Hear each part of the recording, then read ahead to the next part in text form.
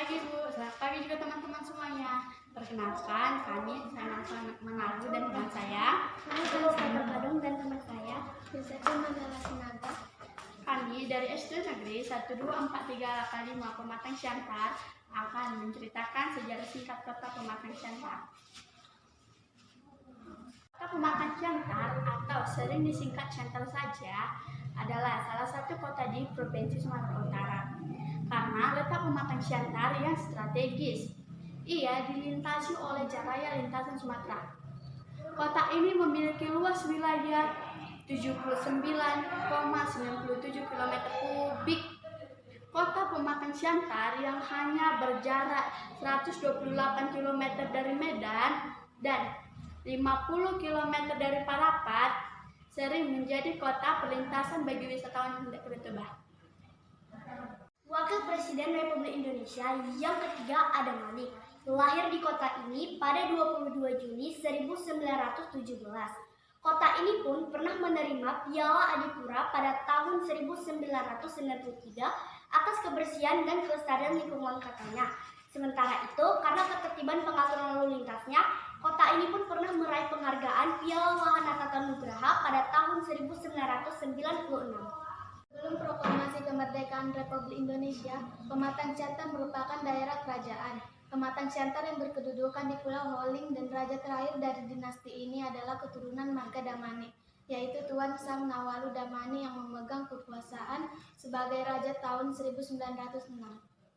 Sekitar Pulau Holling kemudian berkembanglah menjadi perkampungan, tempat tinggal para penduduk diantaranya Kampung Sui Haluan, Siantar Bayu, Sui Kahean, Pantoan, Sui Babosar, dan Temuan. Daerah-daerah tersebut kemudian menjadi daerah hukum kota Pematang Siantar. Setelah Belanda memasuki daerah Sumatera Utara, daerah Simalungun menjadi daerah kekuasaan Belanda sehingga pada tahun 1907 berakhirlah kekuasaan raja-raja. Kontroler Belanda yang semula berkedudukan di perdagangan pada tahun 1907 dibawa ke Pematang Siantar. Sejak itu, Pematang Siantar menjadi daerah yang banyak dikunjungi oleh pendatang baru. Setelah proklamasi kemerdekaan, Pematang Siantar kembali menjadi daerah otonomi. Berdasarkan Undang-Undang Nomor 1 Tahun 1957 berubah menjadi kota praja penuh, dan dengan keluarnya Undang-Undang Nomor 18 Tahun 1965 berubah menjadi kota, dan dengan keluarnya Undang-Undang Nomor 5 Tahun 1974 tentang pokok-pokok pemerintahan di daerah berubah menjadi kota daerah tingkat 2 Pematang Siantar sampai sekarang. Kota Pematang Siantar terdiri dari 8 kecamatan dan 53 kelurahan karena terletak dekat garis khatulistiwa. Kota Pematang Siantar tergolong ke dalam daerah tropis. Penduduk di kota Siantar umumnya adalah suku Simalungun, Batak Toba, suku Jawa, dan sebagian kecilnya Tionghoa, Batak Karo, dan suku lainnya. Mayoritas penduduk Siantar menganut agama Kristen. Pematang Siantar memiliki 160 sekolah dasar, 43 sekolah lanjutan tingkat pertama, 28 sekolah menengah umum, dan 7 universitas atau akademi. Di kota ini juga terdapat Museum Simalungun yang bersih koleksi peninggalan sejarah dan budaya Simalungun. Museum ini juga dikelola oleh Yayasan Museum Simalungun. Di kota ini juga terdapat 70 rumah sakit dari berbagai kategori.